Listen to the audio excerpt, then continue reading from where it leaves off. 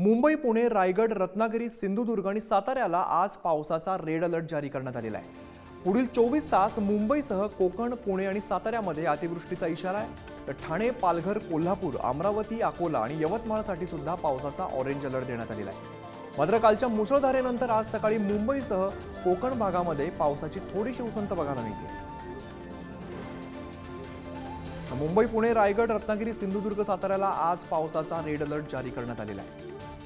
पुढील 24 तासात मुंबईसह कोकण, पुणे, साताऱ्यामध्ये अतिवृष्टीचा इशारा बघायला मिळतोय। ठाणे, पालघर, कोल्हापूर, अमरावती, अकोला, यवतमाळसाठी पावसाचा ऑरेंज अलर्ट आहे। धनंजय दळवी आमचे प्रतिनिधी अधिकची माहिती देत आहेत। धनंजय, महाराष्ट्राच्या बहुतांश भागामध्ये पावसाचा रेड अलर्ट आणि ऑरेंज अलर्ट बघायला मिळतोय।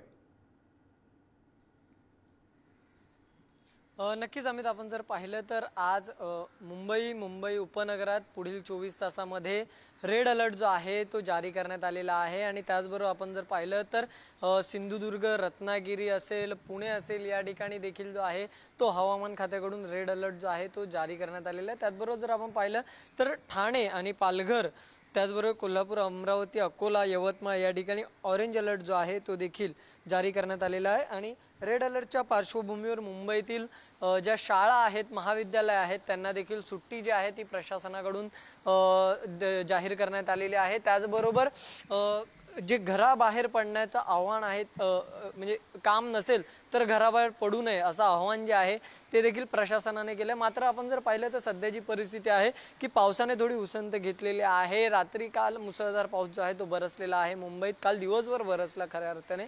मात्र त्यानंतर थोडीशी विश्रांती जी आहे ती पावसाने घेतलेली पाहायला मिळते। सध्या समुद्रात देखील आपल्याला ओहोटी पाहायला मिळते। वातावरण जे आहे ते थोडं आपल्याला ढगाळ आहे, मात्र पावसाची सध्याची काही स्थिती आहे अशातलं वातावरण दिसत नाही। मात्र हवामान खात्याने रेड अलर्ट जो आहे तो मुंबई उपनगरात जो आहे तो जारी केलेला आपल्याला पाहायला मिळतं। त्यामुळे नक्कीच आपण जर पाहिलं तर या रेड अलर्टच्या पार्श्वभूमीवर प्रशासनाने देखील सतर्कता म्हणून महाविद्यालयांनी शाळांना सुट्टी दिलेली आहे। आणि त्याचबरोबर जर काम नसेल तर विनाकारण घराबाहेर पडू नका असं काळजी घेण्याचं आवाहन सुद्धा प्रशासनाने केल्याचं बघायला मिळतंय। धन्यवाद या सगळ्या सविस्तर माहिती।